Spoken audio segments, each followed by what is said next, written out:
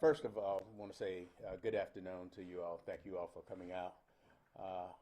Want to acknowledge the DA and Fulton County Sheriff.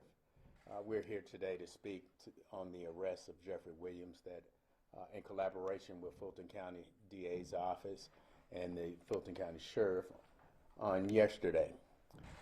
This collaboration is representative of the partnership with the Atlanta Police Department and the DA's office on our aggressiveness and going after gang members.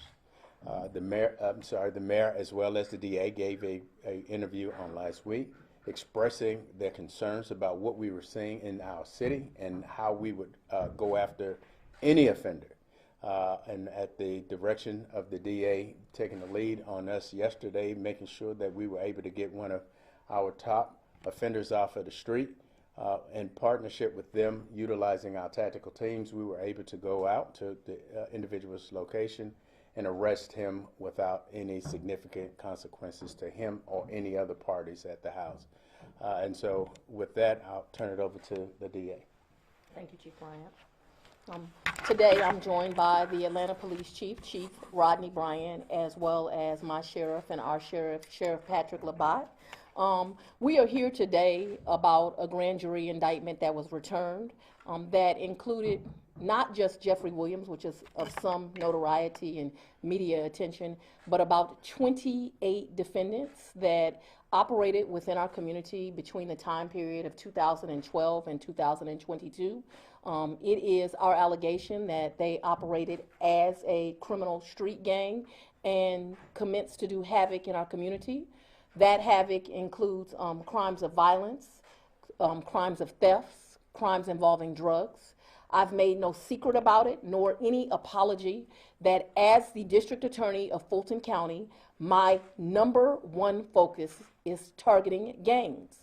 And there's a reason for that. They are committing conservatively 75 to 80% of all of the violent crime that we are seeing within our community. And so they have to be rooted out of our community. I said just a week or two ago, it does not matter what your notoriety is, what your fame is.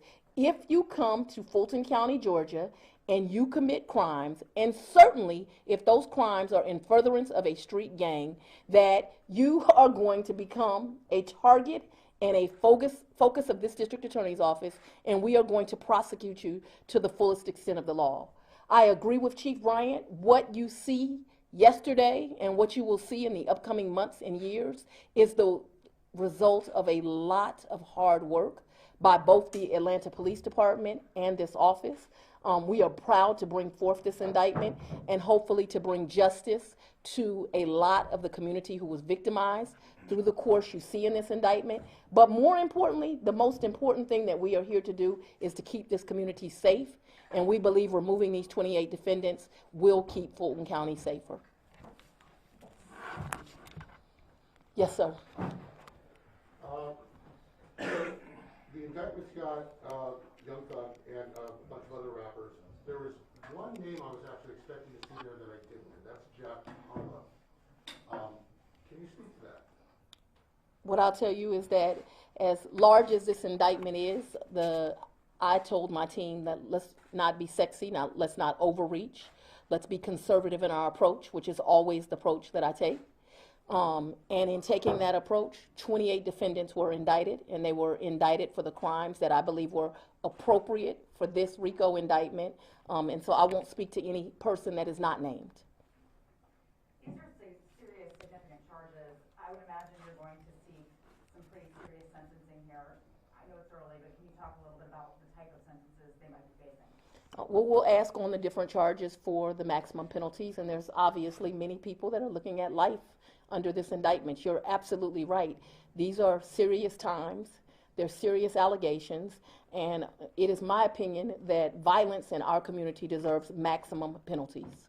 In a recent interview, you said in the coming weeks and months to expect indictments, RICO charges, gang charges. We see that with fear, but this is only focused on the YSL gang. At that time, you used plural indictments. Should we expect more indictments against singular gangs in the coming weeks and months? Is that what you were meaning with that quote? Yeah, and if you're already aware, we dropped an indictment not that long ago against YFN. It is certainly a tool that I believe in, which is using RICO.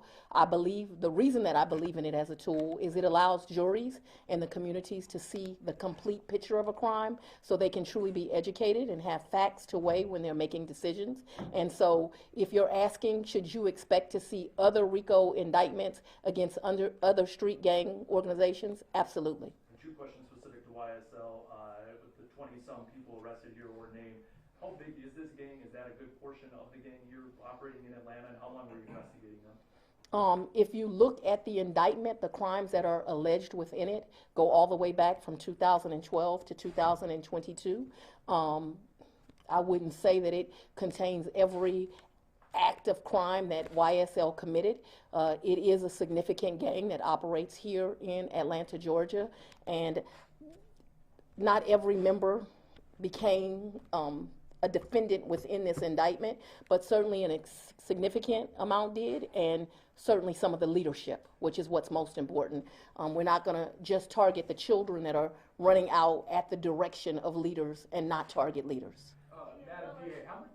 Go ahead, Michael. Sure.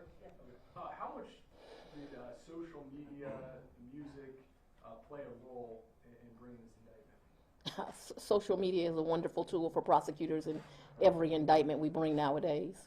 And let's talk about, obviously, YSL. There are the territories at Cleveland Avenue. It's no secret. We've seen a ton of violence. Innocent bystanders get hit. So you guys believe that by getting them off the streets, that people in that neighborhood who are living in fear can actually have some peace now? I believe that people in that neighborhood and at every corner of Fulton County deserve to be safe, even if it is financially lower, socially, economically. You know, I don't think that part of the community should be left behind. Me and the mayor and the police chief have talked about the fact that Cleveland in our community is referred to as Bleveland, that it is somewhere where just violence occurs, where they're marking up territory, it's blood territory. It's horrible. And you're absolutely right, that community deserves to be safe, and we are hoping that this helps to keep them safe. Let's talk about safety. We know these gang members are going to be housed or brought in at the same time. How are you and Sheriff Labatt working to keep them away from each other in the jail, especially with YS and Lucci being targeted as that came out recently? Well, I won't step outside of my lane. I am the district attorney of Fulton County. I am not the sheriff. I have great confidence in the sheriff. He knew that this was coming as a law enforcement partner, and I believe that he is well prepared, but you'd have to speak to him to make sure that everyone within his facility is safe. This indictment names a few, it's not just social media posts, but songs that have been released by Unkasa and others, where those people's lyrics evidence supporting the RICO conspiracy. And I'd like you to speak to the First Amendment issues that obviously raises. This issue's been ruled on by the courts. I knew that question was coming. I believe in the First Amendment. It's one of our most precious rights. However, the First Amendment does not protect people from prosecutors using it as evidence if it is such. In this case, we put it as overt and predicate acts within the RICO count because we believe that's exactly what it is. Let's allow Sheriff Labatt to answer. I have one more from Ms. Willis. What's the last time you prosecuted a RICO case? Was that an APS case? This office? No, since I've been here as the district attorney, I think we've indicted probably 4 or 5 RICOs at this point. So it's a tool I use. First of all, good afternoon. I believe both Madam DA and Chief Bryant are really raising the level of consciousness in what we're doing within Fulton County, and certainly they deserve our appreciation. With respect to the specific question as to safety and so many people being brought in, we are housing them accordingly to include other facilities.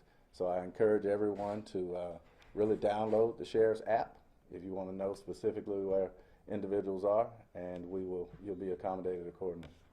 Sheriff Labatt, like as I dug into the indictment, there was an element of it where they were talking about Montavious Greer communicating with an inmate, where the inmate had a cell phone that was contraband, But it was clear from the indictment that you had been, or that all of you had been, monitoring that conversation. But it leads me to ask a question you're probably not going to answer. Was that cell phone deliberately given to an inmate so that those conversations could be monitored? So I did have an opportunity to read your editorial that you posted in the Buckhead blog or whatever it was from that perspective. And so you're right, I'm not going to answer that. So, appreciate it. We'll leave that to Madam DA. Can you tell us of the 28 who were indicted, how many have been arrested, how many are large, how many are already in custody? You know, and I do not have that exact number. I can tell you approximately 10 were already in custody. I believe as of last night, we had arrested at least 3 as of last night. I expect to see more arrests today and in the upcoming weeks, but I'm realistic. It's probably going to take the next 2 weeks to get everyone in custody. There's been some discrepancies about where Gun is. Maybe this is better for the sheriff. Where he's being, is he in custody?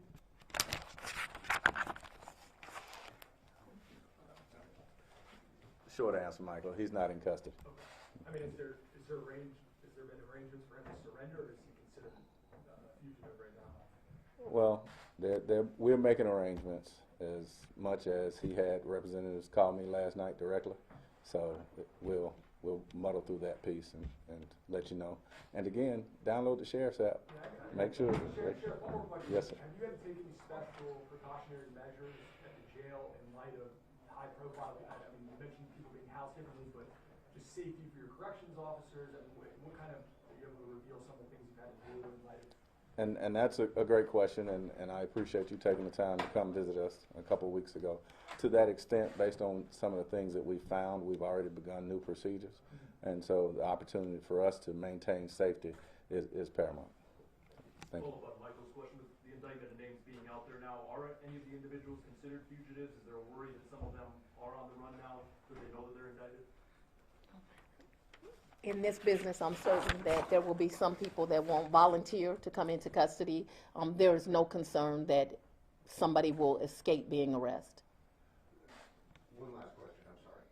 How significant was the arrest of Christian Eppinger with regard to the timeline of this indictment? Like, I had been looking at it where that arrest set off this 90-day clock, but I'm reasonably certain you were looking at YSL before all of this. Did that create a sort of a time situation where you wanted to get this done?